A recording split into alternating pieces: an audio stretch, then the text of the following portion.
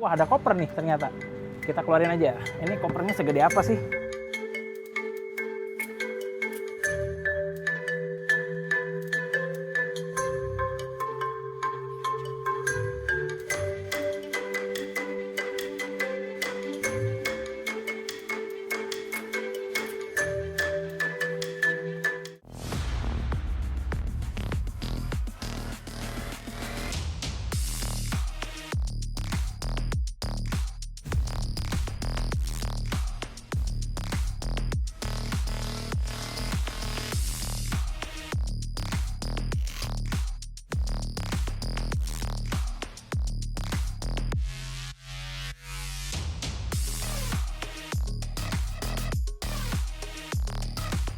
Halo teman-teman cinta mobil.com, di samping kanan saya ini sudah ada Astra Toyota Agya. Yes, teman-teman nggak salah dengar, ada Astra Toyotanya karena ini masuk di kelas low cost green car alias LCGC.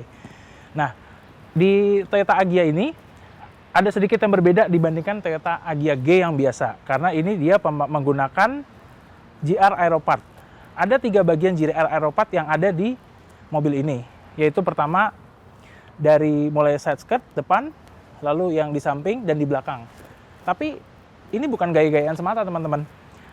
Penggunaan AeroKit ini bisa mendongkrak nilai aerodinamika 3-10%. Nilai 3-10% tadi itu didapat bukan hanya dari GR Aeropart, tapi keseluruhan body part. Misalnya dari lampu, dari kap mesin, dari air dam, sampai ke atap dan bagian bawah mobil. Nah, bagian sampingnya juga ada peranti aerodinamikanya. Mari kita ke samping. Nah, yang paling kelihatan dari bagian sampingnya adalah garis bodi yang tegas. Jadi dari gagang pintu ke gagang pintu ini ada dibentuk garis bodi. Demikian juga pada di bawahnya, di atas spakbor belakang ini, ada garis bodi yang menurun. Nah, yang paling penting dari aerodinamika mobil ini adalah sebenarnya selain side skirt adalah velgnya, teman-teman. Velgnya ini spoknya dirancang untuk bisa membuang angin sehingga mobil lebih efisien dalam melaju dan tentunya bisa hemat bahan bakar. Nah, di belakangnya nih, teman-teman penyuka hatchback pasti suka karena desainnya cenderung abadi. Lihat stop lampnya, teman-teman. Stop lampnya itu mirip VW Polo ya, teman-teman. Polo lansiran 2013 ke atas. Nah, ini tapi sebenarnya yang paling penting dari bagian belakang dari Toyota Astra Toyota Agya ini adalah ketersediaan bukaan pintu. Nah, ngomong-ngomong bukaan pintu, wah ada koper nih ternyata. Kita keluarin aja. Ini kopernya segede apa sih? Oh, ternyata hampir semeter nih, hampir sepinggang saya. Ada 2 lagi. Oh iya, tadi untuk bagasi, kalau teman-teman masih kurang, masih bisa di-expand lagi dengan cara melipat kursi yang belakang ini. Tapi sayangnya memang tidak bisa 50-50, hanya direbahkan saja. Nah, tapi sebelum masuk ke interior, kita ke mesin dulu deh mendingan. Oke? Berbeda dengan saudara kembarnya, yaitu Astra Daihatsu Ayla, pada Astra Toyota Agya hanya tersedia satu varian mesin, yaitu unit berkode WAVE berkapasitas 1198 cc atau dibulatkan 1200 cc dengan tenaga 86 horsepower dan torsi 113 Nm yang disalurkan ke 2 roda depan melalui transmisi DCVT. Nanti kita akan coba bagaimana impresi berkendaranya. Oke, kita sekarang masuk ke interior Astra Toyota Agya tipe G transmisi CVT. Bisa dilihat teman-teman, interiornya dominan warna hitam, tapi interior warna hitam ini bukan hanya untuk tidak gampang kotor aja, tapi juga berpengaruh terhadap safety, sebab kalau kita berkendara di siang hari, itu kan cahaya pantulan sinar matahari langsung kena dashboard, itu langsung dipantulkan ke mata. Kalau dashboardnya warna hitam, tidak dipantulkan, jadi visibilitas lebih baik. Nah, lalu kursinya ini terlihat nyaman ya, bagi saya yang tingginya 173 cm dengan postur yang tidak terlalu kecil, teman-teman lihat. Ini memang nyaman karena dudukan rumah setir ini lebih tinggi, jadi dari 28 ke 25 derajat. Jadi dipadu dengan setir ini bisa tilt pengaturannya. Walaupun hanya tilt saja, tapi posisi mengemudi ideal mudah didapat sebab titik tumpu dari kursi ini sudah disempurnakan dari Toyota Agya lama. Nah, mobil ini juga dilengkapi dengan aksesoris package. Salah satunya adalah paket DVR. DVR itu adanya di kaca depan, dia menempel, dia bisa merekam segala kejadian di jalan. Untuk head unit dari Toyota Agya tipe G ini sayangnya belum support Apple CarPlay dan Android Auto. Tapi untungnya AC digital ini masih tetap tersedia di Agya tipe G ini. Walaupun sudah nggak ada yang namanya AC Auto ya, tapi it's okay.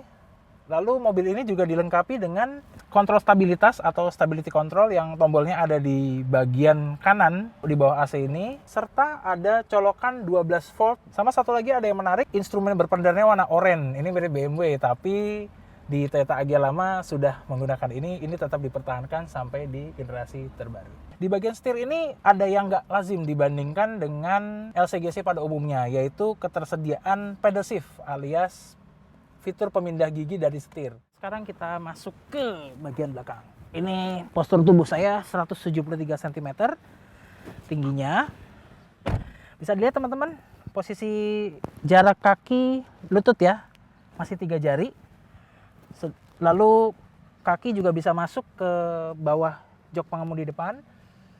Nah, enaknya dibandingkan dengan saudaranya yaitu Astra Daihatsu Ayla, ini joknya itu bisa diatur ketinggian headrestnya. Ini berfungsi bukan hanya sebagai kenyamanan tapi sebagai pelengkap safety. Sayangnya, meski joknya sudah dilengkapi cantelan Isofix untuk penggunaan child seat yang proper, namun untuk kepraktisan kabinnya masih tidak sebaik di bagian depan karena hanya tersedia 3 cup holder dan ada 2 tempat penyimpanan di masing-masing kursi.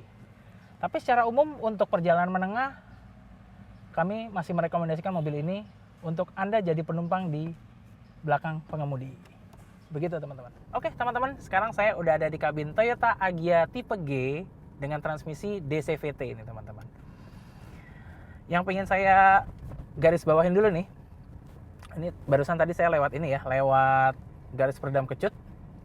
Ini kalau dibandingkan dengan Toyota Agya lama ya, atau Daihatsu Ayla lama, wah ini peningkatannya sih jauh banget. Getaran kabinnya terasa lebih minim, getaran suaranya, maksud saya peredaman suaranya juga meningkat baik.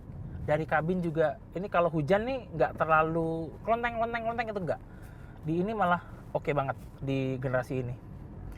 Nah, lalu yang perlu saya tekankan juga adalah performanya. Beneran. Di mesin 1200 cc berkode WAVE ini, itu fun to drive banget, menyenangkan banget. Ini saya memang melakukan pengetesan lengkap itu baru besoknya ya. Jadi nanti saya masukin datanya. Tapi ini sih kurang lebih ya, 0 ke 100 km per jam sih harusnya 11 detik sih bisa. Karena ini menyenangkan nih. Tuh, digas langsung naiknya cepet tuh, 60, 70, 80, rem lagi gitu. Nah, bagaimana dengan radius putarnya? Nih, radius putarnya kita coba nih. Wah, untuk mobil kota atau LCGC ini sih oke banget nih teman-teman. Nggak perlu diragukan lagi lah. Walaupun lock to lock steeringnya ya, itu nggak sebaik dibandingkan dengan Toyota Agya tipe GRS yang memang suspensinya beda, bannya beda. Ini terasa lebih lebih moderat lah. Demikian juga dengan bandingan suspensinya teman-teman. Bandingan suspensinya itu kerasa lebih meredam karena profil bannya kan juga nggak setipis yang tipe GRS kan. Ini yang tipe G ini agak lebih teredam lebih baik lah. Saya nyobain yang GRS itu memang pengendaliannya tajam banget. Lalu gimana dengan harganya teman-teman? Dengan uang 171,4 juta yang artinya hanya beda 500.000 dibandingkan Honda Brio tipe E ya, eCVT ya, dengan transmisi yang sama, CVT. Itu sih kalau tim cinta mobil bilang sih lebih baik Toyota Agya tipe G ini. Dari segi fitur, dari segi kekedapan kabin, dari segi kualitas berkendara, akselerasi. Ini lebih oke sih menurut kita. Posisi duduknya ini saya senang sebenarnya. Walaupun dia nggak pakai teleskopik ya, hanya cuma tilt aja. Tapi karena titik hip point-nya pas yang tadi saya bilang, titik tumpu sininya pas. Jadi body yang segede saya nih, yang sebesar saya ini dengan tinggi 173 cm, rasanya tuh lebih inilah, lebih pas lah di badan. Ruang kepala juga oke.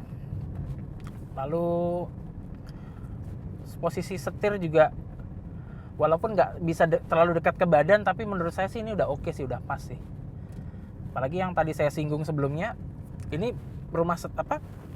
batang setirnya tuh ya agak turun sedikit jadi 25 derajat dari sebelumnya 28 derajat. Demikian pula dengan tinggi kursinya, teman-teman. Tinggi kursinya meningkat tapi nggak merasa kita mobil ini terlalu tinggi gitu. Lalu soal visibilitas, ini rasanya oke ya. Ini posisi duduknya walaupun nggak bisa diatur, tadi udah saya bilang. Tapi melihat ke segala arah itu rasanya lega. Rasanya tuh incumbent lah gitu ya. Kita nggak takut lah belusukan pakai mobil ini tuh, nggak takut, walaupun ini mobil kelas LCGC, ground clearance-nya juga nggak tinggi-tinggi banget, paling 170 ya, 170 mm apa 160. Tapi pas gitu, rasanya pas.